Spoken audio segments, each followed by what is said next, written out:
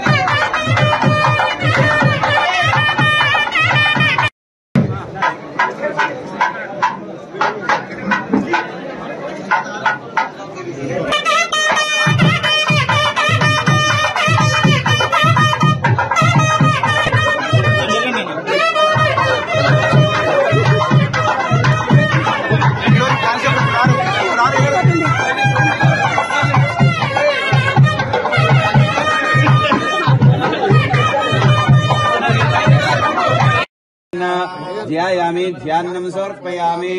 ओम अस्य यजमानस्य गोत्रोद्भवस्य लक्ष्मारेड्डी नामधेयस्य जयलक्ष्मी नामधेयस्य सा कुटुम्बस्य सा कुटुम्बानाम् ओम